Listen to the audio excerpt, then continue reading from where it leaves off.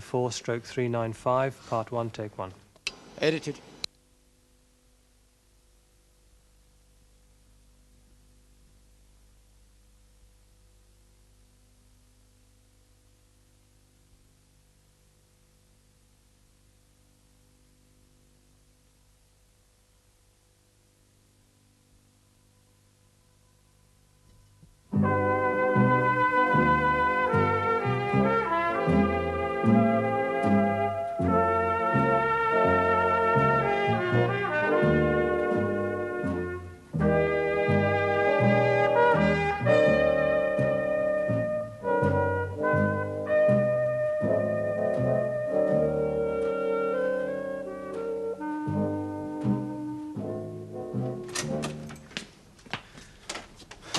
Postcard for Stan from his missus. Oh, I'd hate to be in the shoes when she gets back. Oh, you know, Uncle Tommy, the hand of fate's a terrible thing, a terrible thing. Well, sure serves him right for rising above a station. Look, what's a fella like Stanley Ogden want to drive a Rolls Royce for? It's all I ask you. Yeah, he'd be sorry he ever set his eyes on the insides of one right now. Still, he never would have done it if we hadn't asked him to come to the races with us. Look, he should have been content with the ride. You see, it's a mistake to take a man like that out of his natural environment. It gives him ideas, and that frequently leads to disaster. All the same, I'd love to have seen his face when he saw the colour of that breathalyzer. And he was the one who was supposed to be staying sober, just so he could take a turn at the wheel. Staying sober? Look, any idiot knows that if you go near a barmaid's apron, you're liable to be pinched. And if he was so mad keen to drive, he shouldn't have had to drink at all in the first place, should he? Hello there, Stanley. You know, Michael's been getting quite worried on your behalf. Yeah, I was just going down to St. Bridget's to light a candle for you. Oh, well, I can save you flipping matches. Well, tell us, what happened then? Speeding, driving under the influence, no due care and attention, and my licence out of date. They're not going to charge you with all that. One of the coppers said it cost about 100 flipping quid. £100? And that was a decent one, the one that was trying to help me, you know. Ah, don't worry, Stan, sure. Maybe they won't charge you at all. You're joking. After midnight, they'll let me go, wouldn't it? How'd you go home, then? Hitchhiked on a flipping milk wagon. Oh, that's a sad come down for a man who's used to riding in a Rolls Royce. Do you think you'll be able to pay the fines, then? Well, you see, I want to talk to you about that, you know. I thought you might sort of chip in, seeing that we're all in it together, like, you Oh, know. no, Stan. That's completely out of the question. Well, it could have been any of us, couldn't it? I mean, I had less than you to drink, didn't I? Ah, sure, Mr. Ogden, but we'd no intention of driving. And you see, there's a very fine point of law involved here, Stan, you see. Any contribution on our part might be taken as an admission of guilt. I see. It's blow you, Stan. I'm all right, eh? And now, be fair, Mr. Ogden, I mean, we've got the Rolls Royce to pay for, not to mention the food and drink. Yeah, look, Stan, I'll tell you what we do. We'll grant you a handsome commercial concession. Concession? What concession? Well, one that'll help you to pay off the fine. You see, now, for every bag full of manure that you sell on our behalf, we'll pay you, say, 20% commission. Now, You're what a do you right pair of two-timing shysters, aren't you? Well, I'll tell you what. You just think about it. Come on, Michael. We've got work to do. Well, good luck, Mr. Ogden. Oh, by the way, that's a postcard from your missus. Cheerio. Having a lovely time. Wish you were here. I wish I was.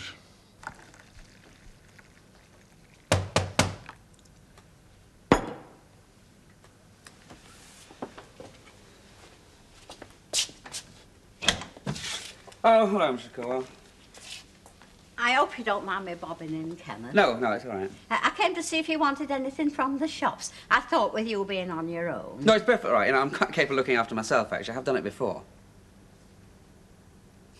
I'm sorry, Mr. Caldwell. Yeah, I could do another packet of cornflakes and some butter, perhaps. Here, you better have this. Quite sure that's everything? Well, I'll probably think of half a dozen things the minute you're gone out of the door. But... Oh, well, if you do, you can tell me when I come back and I'll get them for you later on. Yeah, right. I'm sorry I bit your head off just now. I'm feeling a bit edgy, you know. Oh, don't worry, Kenneth. It's only natural. We were all very sorry to hear about you and Janet. Yeah, well, you know, there it is. Cup of tea? Oh, yes, thank you. I will have one if it's not too much trouble. Was it because of your children, because of the twins, that your marriage went wrong? Well, partly, I suppose. But there's more to it than that. Oh. Yeah, I was offered a job, actually, a good one, and I decided not to do it, and that turned out to be the last straw. Oh, that was the job at the warehouse? Yes, that's right. They were saying it was a very good one. Yes, it was. It was a very good job, but I decided not to do it, and that was that. Why did you change your mind about going to work across the road? A lot of reasons. Pull of the job I've got now, things people said, lack of ambition. Mainly, I think, the things people said. Well, I can remember all this. Why should you want to remember it? Well, Ina asked me to write and keep her in touch. She's very interested in everything that goes on, as you well know. Yes, and other people's misfortunes are good entertainment. Aye, that's very true. You said it was things that people said that helped you to change your mind. Who was it said what?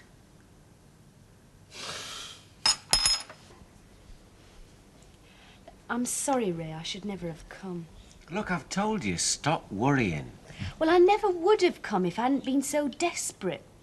An unmarried mother with a baby landing herself on a house full of single fellas. I must have been balmy. But I've already said there's only 2 of us here right now. But Jerry, his face when he walked in last night and saw me.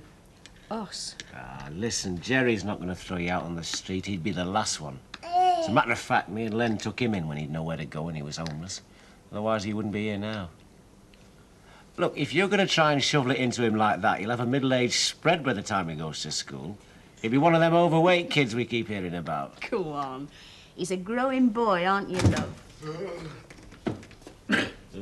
Oh, morning.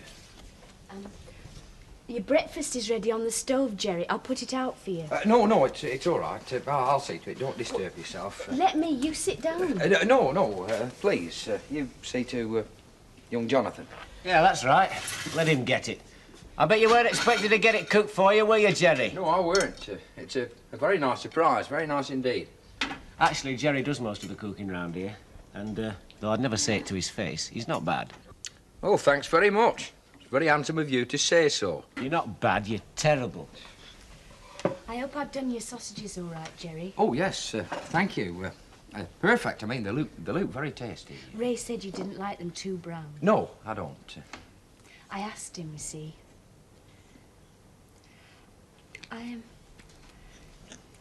I hope it wasn't too much of a shock for you last night, coming home and finding me here. No, it weren't a shock exactly. It must have been. I know it must. It's just that, well, I had nowhere else to turn.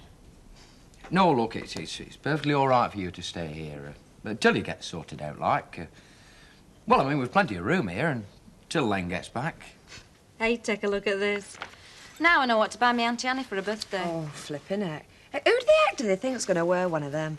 Can you imagine tripping down to the sea at Blackpool with your backside full of goose pimples? Yeah, and all them cheeky fellas taking a swipe at her. Yeah, cheek is the word. You know, I reckon half these fashions are just invented to give the fashion writers something to write about. I mean, look at all them topless dresses and bloomer suits all over the papers at one time. You never actually saw anybody wearing any. Well, you should have come to the Rovers. You'd have seen me in a bloomer suit. Go on, you never. I did. Only worked a couple of times, though. Everyone kept saying, oh, I can see your knickers. Chucked it out. These are the things you do when you're young and foolish. Try. Oh, hello, Mrs. Caldwell. Hello, Mrs. Caldwell. Could you let me have a little notebook and a ballpoint pen, please? A cheap one will do. Yes, certainly.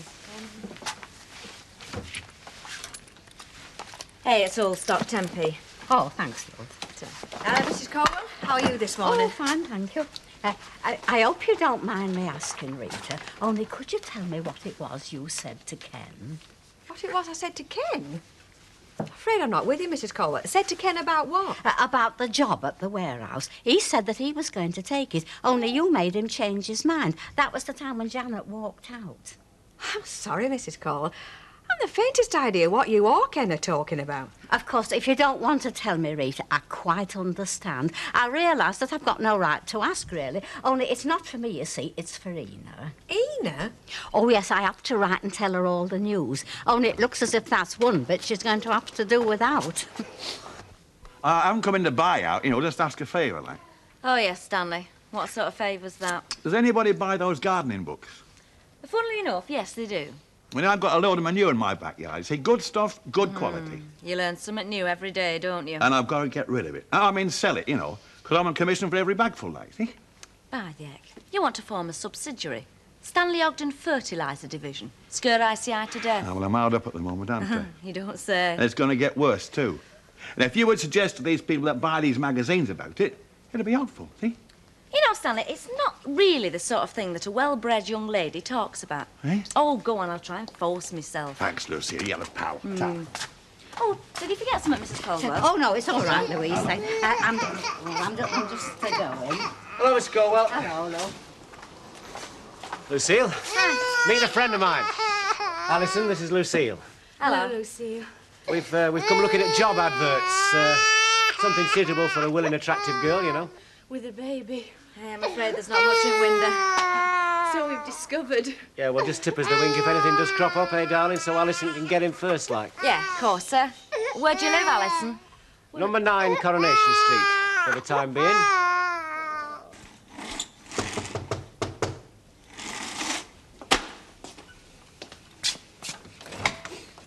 Oh, hello, Rita. Hey, let me do that. Oh, it's all right. I can manage. Of course you can. I'm only trying to help, that's all. Sorry, I seem to be full of apologies this morning. Yeah, I know the feeling. Lots of well-meaning friends flocking round, and all you want is to be left on your own. Yeah, I'll be all right in a bit. Probably in a day or two, I'll be glad of the company. Yeah. It's finally over, then. It's finally over. And like I said to Mrs. Corwell, it should never have begun. Yeah, she said she'd been to see you. Actually, it's because of her that I'm here. Oh?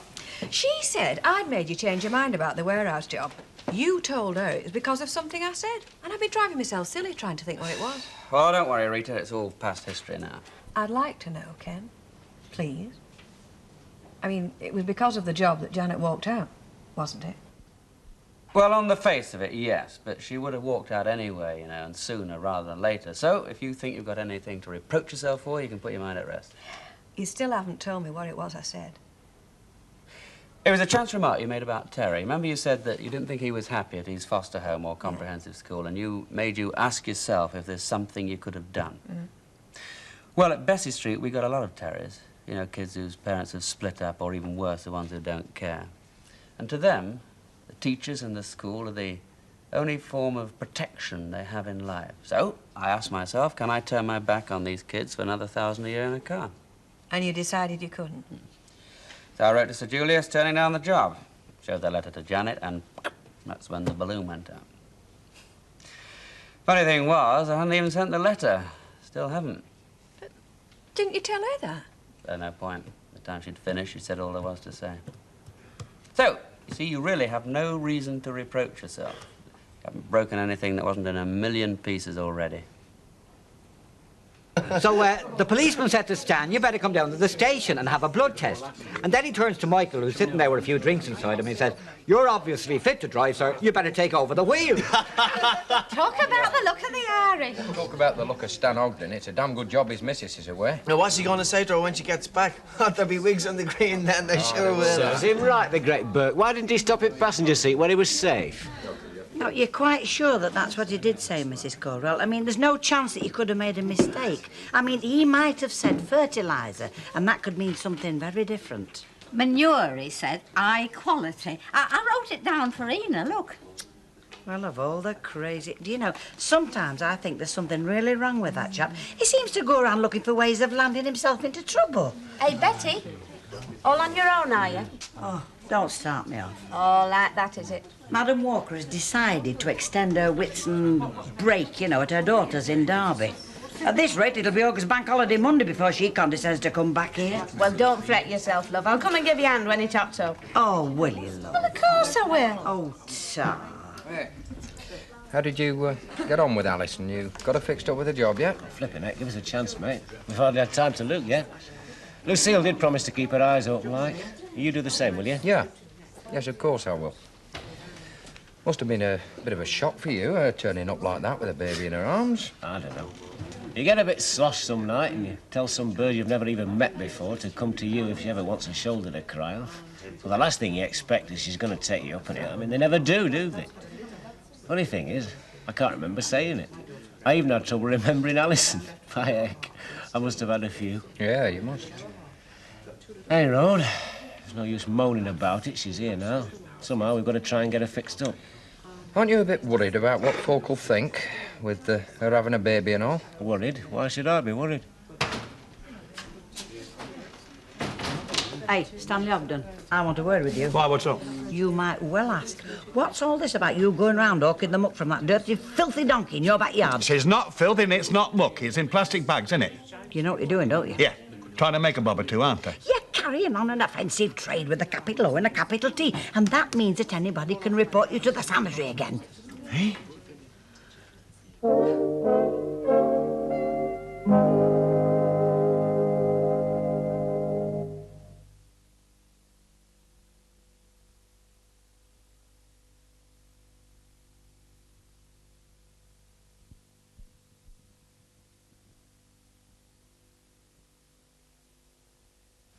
Coronation Street, P694/395, Part 2, Take 1.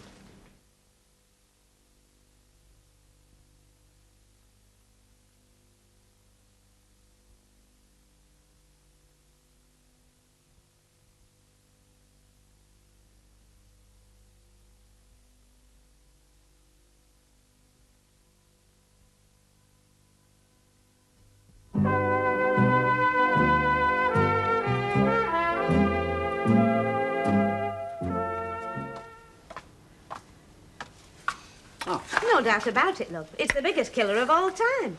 Cigarettes, the atom bomb, the Black Death. Well, if you ask me, it's finished off more people than any of them. What else, Mrs. Robson? Boredom, love. That's an unhappiness. The feeling you get there's nothing to live for. Take me, for instance. I lost my husband, and they were pulling my home down.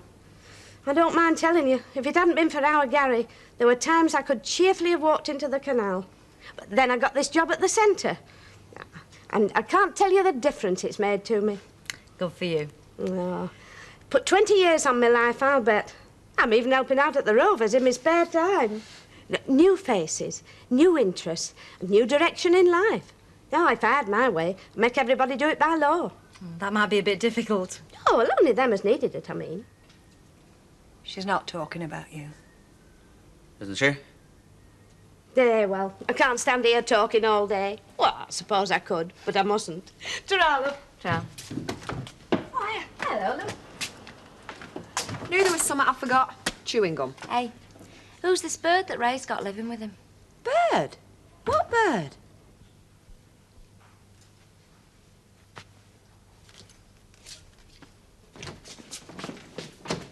That took you a devil of a long time, didn't it? That Dolores one. Proper temperamental she is. Didn't want to get into the shafts even. She must want to stay with her friend Stanley. They have a lot in common. Their standards of cleanliness are around about the same. Do you have a look at those blankets upstairs? Oh, I did. Filthy. I kept catching me toes in the hold. I wouldn't give you a donkey stone for them. If anything else here come to that. No, I hope our next digs will be a bit more salubrious. Does himself know we're leaving? No, I'll break the news to him when he comes in. Hey, what's the betting he tries to charge us rent for the end of the week, huh? Well, now, just you leave that to your Uncle Tommy. Hello there, Stan. How's trade going? Yeah, I want to see you about that. I've got problems. Oh, what sort of problems are those? Selling it. It's what they call an offensive trade. Offensive? Whoever told you a thing like that? Betty Turpin in the Rovers. Her husband was a policeman, remember? Oh, that's stuff and nonsense. You're providing a useful service to the gardeners of the community. Look, useful service or not, if I flog it, I'm getting the nick. And if you flog it, you're in the flipping nick. We can't just leave it lying there. And we're certainly not going to throw it away. Oh, I dread to think what Hilda will say if she comes back and finds the Stanleys have been here again. It's bad enough for the flipping mice. Hey, Mr. Ogden, are you trying to tell us something, huh? I think it's time you fellas sort of got out, you know. Oh, don't worry about that, Mr. Ogden. We were... Hey, did you say we had to move out? Is that what you said? Oh, well, now, that would put us in a very difficult position. Oh, well, I'll give you a couple of quid. A couple of quid? Well, I mean, you paid till the end of the week, haven't you? Oh, no, Stan, that wouldn't be acceptable at all. Well, £2.50, yeah? Look, if you want us to move out, you're going to have to give us our money back. All of it. You're flipping joking. Oh, no, I'm not. If we have to get new digs at short notice, we're going to have to pay over the odds, aren't we? I mean, we're going to have to pay from the beginning of the week. Yeah, and we're entitled to some compensation on account of the inconvenience, like. That's right. Well, suppose I don't give it you. Well, we've paid till Friday, we'll stay till Friday. And we'll call in the police if we have to protect our rights. And you wouldn't want that to happen now, would you, Stan? Not with all that manure out there in the backyard. Your chips are getting cold. Huh? I wish you'd go to sleep like a good boy.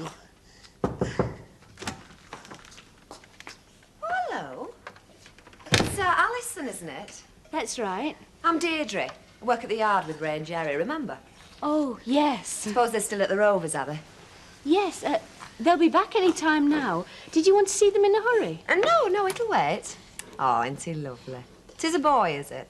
Yeah, Jonathan. How old is he? 8 months. Hiya, Jonathan. Did Ray tell you I was here? No, he didn't, actually. Then how did you know? Lucille, the girl who worked at the cabin, she told me. She said you were looking for a job. That's right, I am. But it's not easy when you're on your own and you've got a baby. Were you working somewhere else before then? Not since he was born. I was what you might call a kept woman.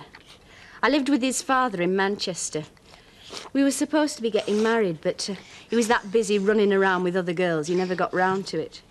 In the end, we had a blazing row. And you came straight here? You're not going to believe this, but Ray and I hardly know each other. Come on, love. Look, I only met him once at a party, and he told me if I was in trouble to come to him. Well, I'm in trouble, so here I am. And how long are you stopping? Till I get fixed up with something. Then I'll be on my way. You've got nothing to worry about. That was why you came here, wasn't it? To find out if you'd got competition.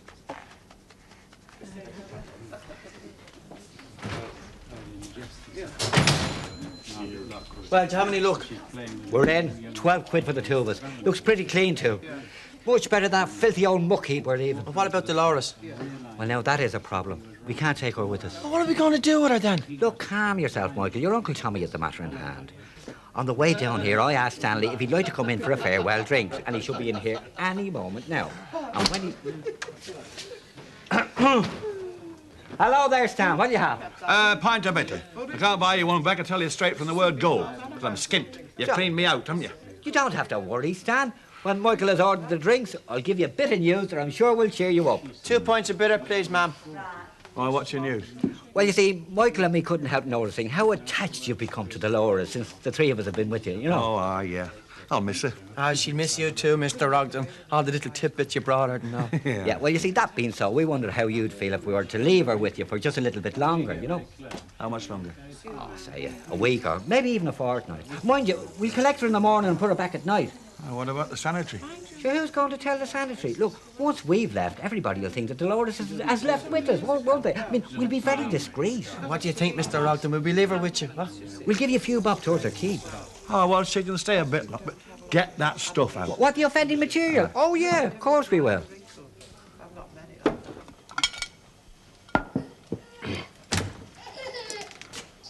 All right, up.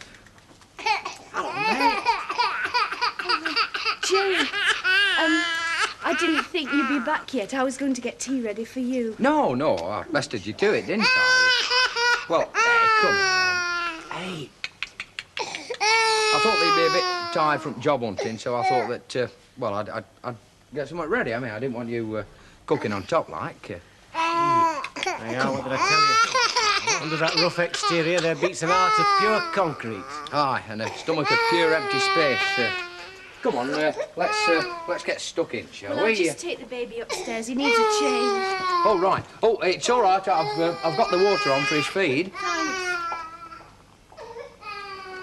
She didn't get out, did she? You tell from the look on her face, like. I'm not stopping. Rita? I can see you're having your tea. Only a job advert's come in today. Thought it might suit Alison. Oh, well, it's worth looking into, thanks, love. Don't mention it. I've had a phone call from Len. It looks as though he's coming back earlier than expected. Coming back early, when? Tomorrow. Now, I didn't say anything about her upstairs. Well, it wasn't my place to, was it? No, love, it wasn't. So what he'll say when he finds out, I don't know. Still, you won't have to wait long to find out, will you? What he says doesn't make any difference. Whether Len likes it or not, she's staying. If Ray's looking after her, there's got to be a reason. I mean, don't tell me he's doing it for the good of his health. Why do you think he's doing it, then? Oh, come on, love. Wakey. No, this fancy fella she was living with, that was meant to be the baby's father. Is that what she told you? Well, she sounded as if she were telling the truth. Look, have you any old pies or crisps? Or are you going to chuck in the dustbin, like, you know? Now you come to mention it, no, we haven't. What do you want them for, anyway? Dolores, they're moving on, you see, and I want to give her a farewell gift, you know. Do you know, Stan, If you want to keep a secret, the best thing you can do is not to go shouting it all round the Rovers. 'Cause I knew that donkey was stopping in your backyard. I heard you plotting it all with them two Irish fellas. Listen, I'm not selling out, am I? You can't report me to the sanitary. Nobody can. There's no offensive trade going on now, because it's stopped. Poor Stan. Trying to kid himself and all, you know. He can't get into trouble with the sanitary just for keeping that donkey. I mean, you can believe this or not, but even the Ogdens is classed as residential property. Anybody can report him. Hello, look. Oh. Buy you a drink. Well, it might be rather expensive. Now, Ken, that's no way to go. No, I'm not hitting the bottle. I'm just toasting my decision. I'm not taking the job. You can't still be drinking to that. No. My latest decision. Oh. I am taking the job. In fact, I've just come hot foot from putting my resignation into the headmaster's unwilling hands, so what can you run to? A scotch? Betty, when you've got a minute, scotch. Better make it a large one.